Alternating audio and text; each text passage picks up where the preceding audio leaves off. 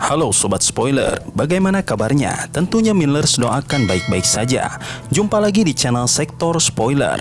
Di video kali ini, Millers akan bahas kelanjutan cerita dari Donghua series Swallowed Star, episode 155. Seperti biasa, Millers mau ingatkan lagi bagi Sobat Spoiler, karena video ini mengandung spoiler, Mimin sarankan untuk tonton dulu episode-episode sebelumnya, biar ngerti jalan ceritanya. Tapi bagi Sobat Spoiler yang udah gak sabar dan siap dengerin kelanjutan ceritanya, langsung saja kita gas ke ceritanya. Luo Feng terjatuh ke dalam jurang gelap yang tak berujung setelah dikhianati oleh Mo Luo. Kecepatan jatuhnya begitu tinggi, dan meskipun kapal Ottoman miliknya mencoba melawan, kekuatan yang menariknya sangat besar. Selama kejatuhan, berbagai kenangan tentang keluarga tercinta muncul dalam benaknya, menyadarkannya akan bahaya yang sedang dihadapi. Namun, meski berada dalam ancaman kematian, Luo Feng tidak merasa takut karena sebagai seorang pejuang, ia telah lama bersiap untuk menghadapi momen seperti ini. Kejatuhan akhirnya berhenti ketika Luo Feng menghantam lapisan es tebal di dasar jurang. Meskipun ia mampu memecahkan lapisan es dengan cakarnya, batu di bawahnya tetap utuh. Di saat itu, ribuan makhluk buas dengan bentuk aneh mulai bermunculan, dan salah satu makhluk dengan kekuatan setara keabadian terdeteksi tidak jauh darinya. Luo Feng yang bertahan hidup dengan menyamar sebagai beruang es selama 2 bulan, berusaha mencari cara untuk bertahan di tengah makhluk-makhluk buas yang mengelilinginya. Di tengah dunia gelap dan penuh misteri ini, Luo Feng menemukan pemandangan yang mengejutkan. 32 istana emas terapung. 23 diantaranya terlindungi penghalang cahaya putih yang kuat. Makhluk buas dari segala penjuru mencoba memasuki istana, namun semuanya terlempar kembali. Dengan rasa ingin tahu, Luo Feng mencoba memasuki salah satu istana yang terlindungi, tetapi gagal dan beralih ke salah satu dari 9 istana yang tak terlindungi. Di dalamnya, ia menemukan suhu yang lebih hangat dan ukiran emas misterius yang memancarkan cahaya cemerlang. Setelah 3 hari mengamati, Luo Feng menyaksikan gorila batu raksasa yang menjaga istana dengan tongkat berukiran emas, menghancurkan makhluk-makhluk yang berusaha memasuki. Ketegangan meningkat ketika 2 makhluk kuat menyebut istana warisan dan mengungkapkan bahwa hanya ada 8 istana kosong tersisa. Luo Feng menyadari bahwa ia telah menemukan tempat yang sangat penting, inti dari misteri Gunung Iblis. Dengan tekad yang kuat, ia memutuskan untuk memasuki lebih dalam, siap menghadapi apapun yang ada di dalamnya. Di Gunung Iblis, binatang buas yang dilahirkan dari lingkungan keras dan berbahaya hanya memiliki naluri untuk membunuh siapapun yang masuk ke wilayah mereka.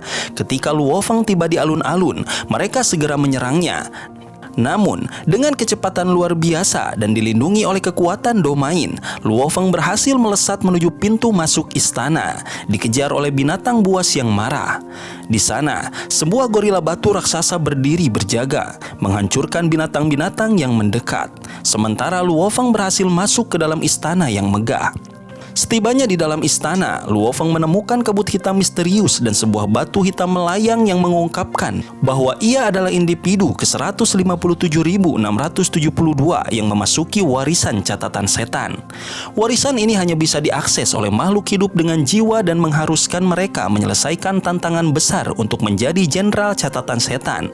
Luo Feng kemudian memulai perjalanan untuk menguasai warisan ini yang akan membimbingnya menuju kekuatan tertinggi.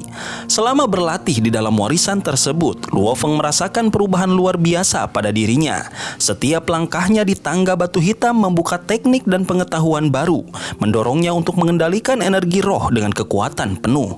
Ia melatih jiwanya lebih dalam daripada sebelumnya, mencapai tingkat kesadaran yang lebih tinggi dan mendorong batas-batas kemampuannya yang semakin mendekatkannya ke kekuatan abadi dan tak terkalahkan.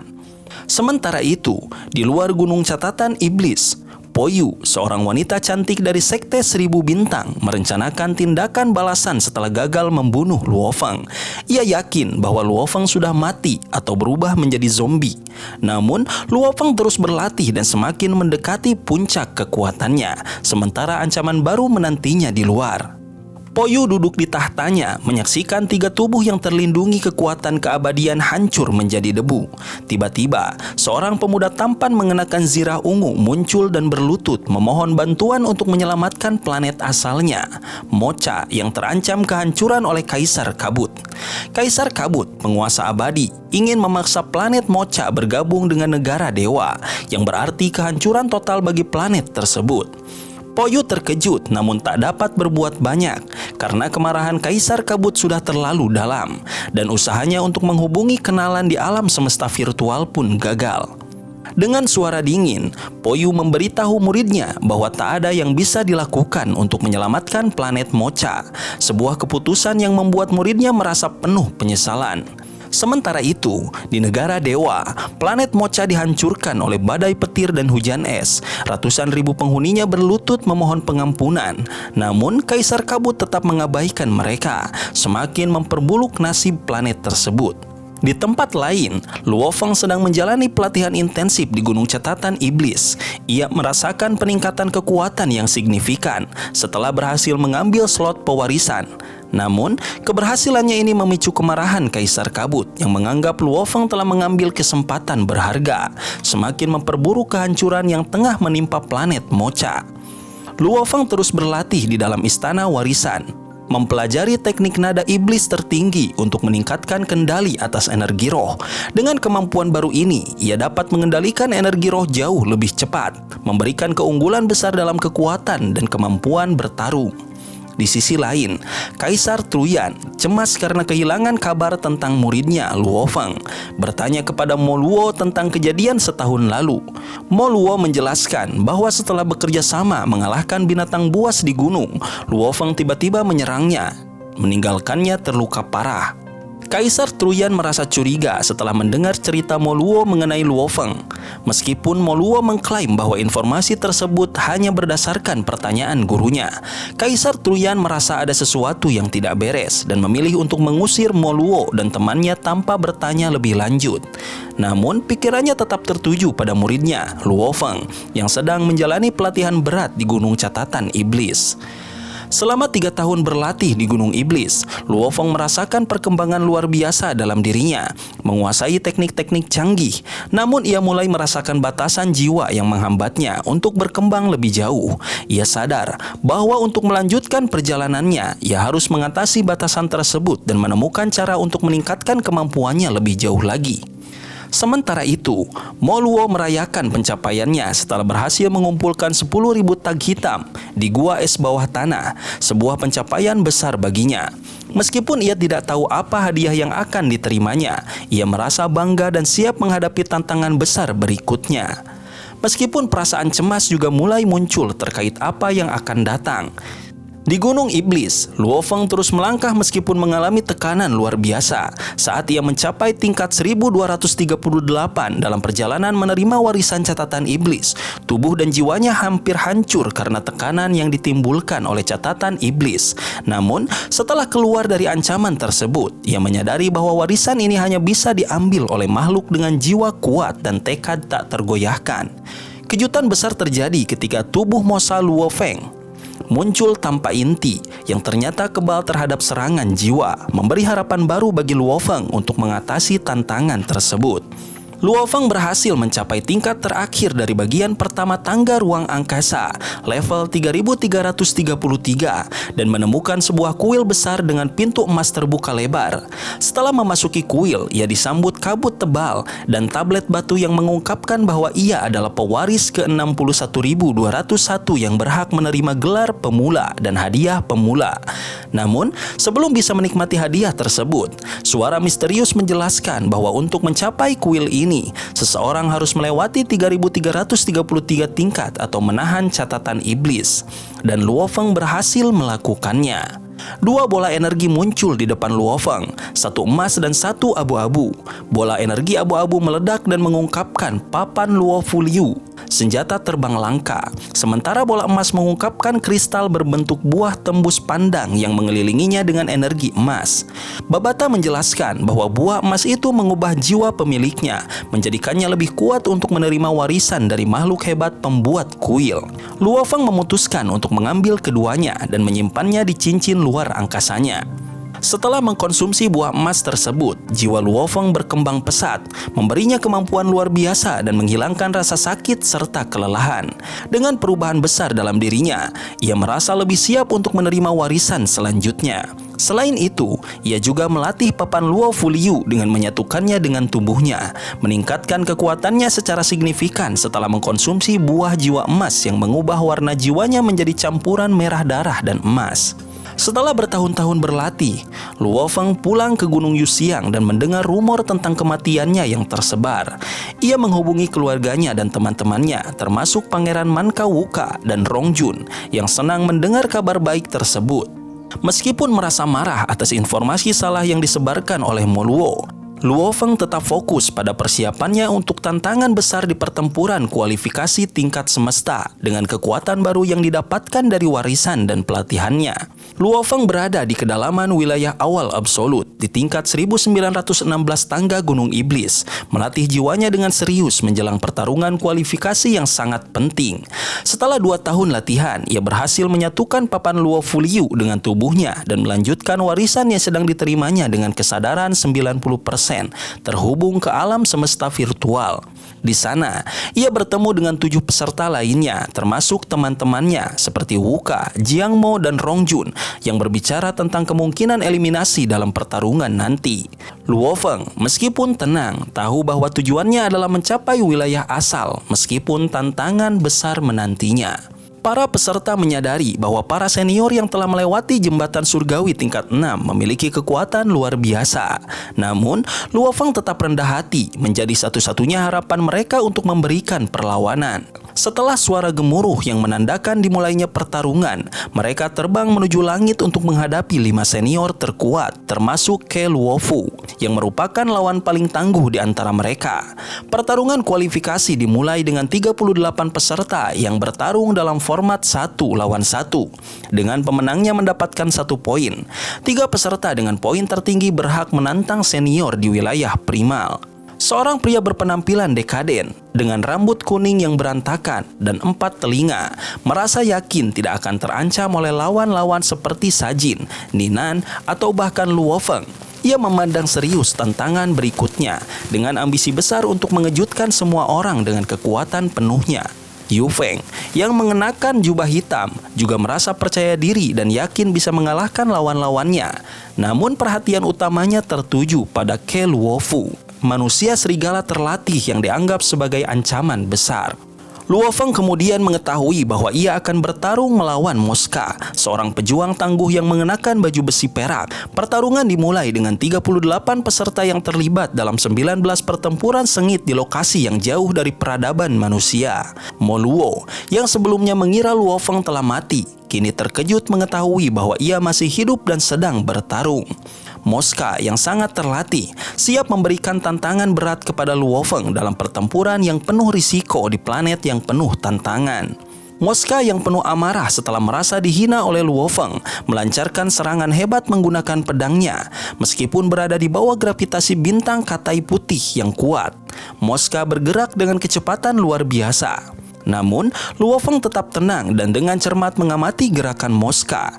Ia kemudian mengeluarkan pedang panjang yang terbuat dari batang emas gelap, senjata tingkat tinggi yang sangat kuat, dan dengan cepat menghancurkan tubuh Moska, mengakhiri pertempuran tersebut dengan 1 serangan fatal. Setelah kemenangan tersebut, Luo Feng melihat layar di pergelangan tangannya yang menunjukkan skor 1 menang, 0 kalah, poin 1. Meskipun senjata yang digunakannya kini jauh lebih kuat, ia menyadari bahwa pertempuran ini lebih dari sekedar kekuatan fisik.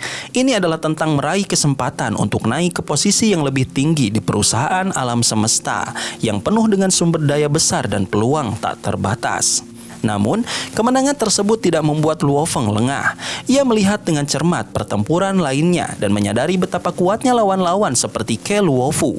Dengan teknik serangan yang mampu merobek ruang dan menghancurkan benua, Ke Luofu membuktikan pemahaman hukum alam semesta yang sangat unggul. Luo Feng merasa termotivasi untuk terus mengembangkan kemampuannya dan memperdalam pemahamannya tentang hukum alam semesta yang semakin kompleks. Sementara itu, di Gunung Naga Hitam, seorang pria bernama Hong bertemu dengan Dewa Guntur. Mereka berbincang tentang saudara ketiga mereka yang baru saja mengikuti pertempuran kualifikasi dan berhasil meraih posisi 2 besar. Dewa Guntur juga mengungkapkan rasa bangga atas pencapaian saudara ketiga mereka yang memiliki 36 kemenangan dan hanya 1 kekalahan. Percakapan itu berakhir dengan keyakinan bahwa dengan tekad dan semangat, mereka semua akan terus maju menuju puncak kejayaan di alam semesta. Luo Feng masih terbayang kekalahannya dalam pertempuran melawan Ke Luofu yang membuatnya merasa semakin terpuruk.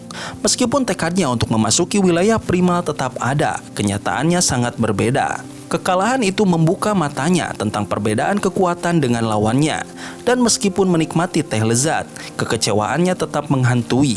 Hong yang berpengalaman memberikan nasihat bijaksana bahwa kekalahan adalah bagian dari perjalanan dan yang terpenting adalah bangkit dan terus percaya pada diri sendiri.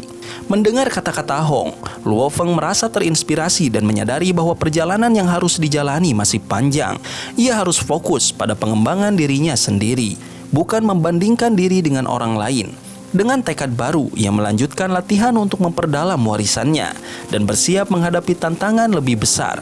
Setiap percakapan dengan kakak-kakaknya semakin membuka wawasan dan menyadarkannya tentang apa yang harus ia capai.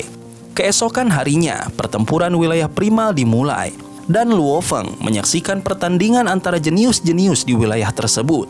Mo Luo mengalahkan Bolan dengan kekuatan luar biasa, yang memberi pelajaran penting bagi Luo Feng tentang pentingnya teknik yang efektif.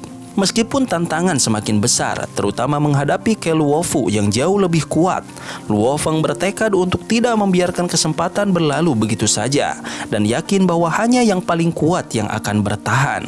Dalam pertempuran antara Mo Luo dan Simayan, Mo Luo terperangkap dalam ilusi yang sangat canggih dan kekalahannya mengejutkan dirinya sendiri. Ia menyadari bahwa persaingan semakin ketat dengan banyak lawan kuat seperti Bolan, Long Yun, Ke Luofu, dan Luo Feng. Kekalahan Mo Luo membuka peluang bagi Luo Feng untuk melangkah lebih dekat ke posisi 3 besar dan mencapai tujuannya memasuki wilayah utama. Dengan semangat yang semakin kuat, Luo Feng siap menghadapi tantangan berikutnya. Luo Feng, Rong Yun, dan Wu Ka menyaksikan pertempuran penting antara Mo Luo dan Simayan yang berlangsung di wilayah utama. Mo Luo yang sebelumnya terluka oleh Bolan merasa terkejut dengan kekuatan Bolan yang hampir setara dengan Ke Luofu, petarung terkuat. Mo Luo sadar bahwa ia harus mengalahkan Simayan untuk menghindari pertemuan langsung dengan Ke Luofu yang akan semakin memperketat persaingan di wilayah primal. Pertempuran dimulai di arena bersalju tebal dengan Simayan melancarkan serangan ilusi yang mengganggu konsentrasi Mo Luo.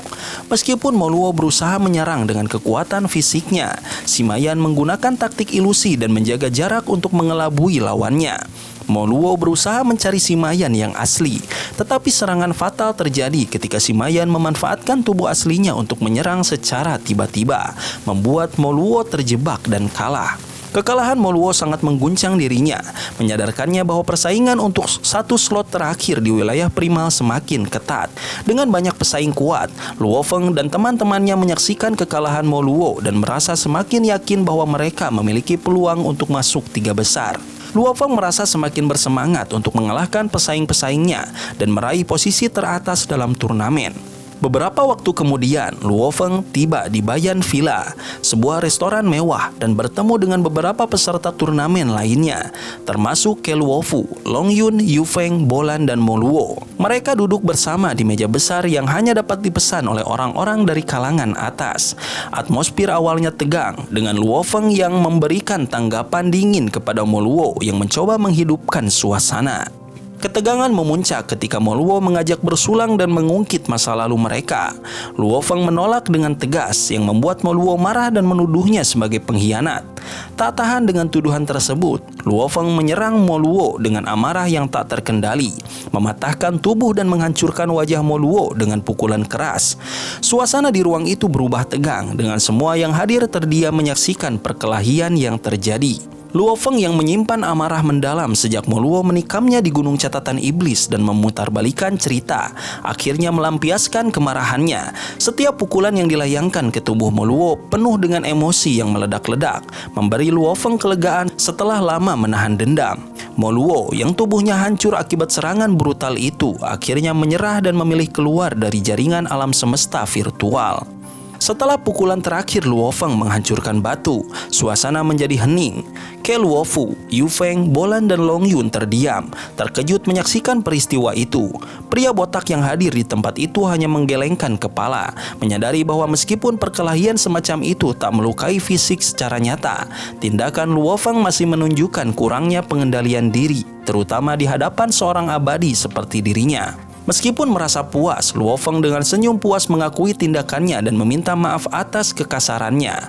Bolan, Long Yun, dan yang lainnya hanya bisa terdiam.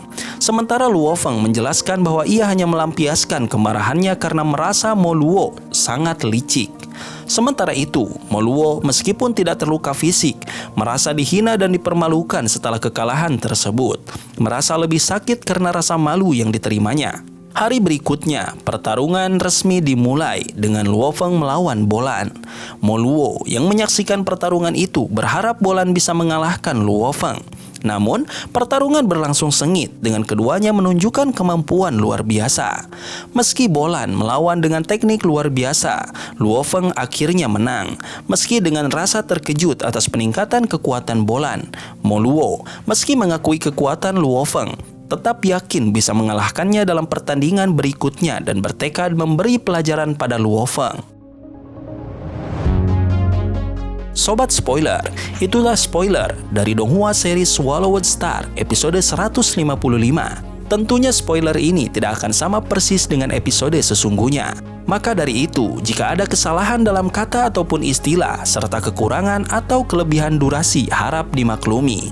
Dan jangan lupa untuk mendukung channel ini terus berkembang dengan cara like, share, dan subscribe, supaya kalian gak ketinggalan update terbaru dari channel ini.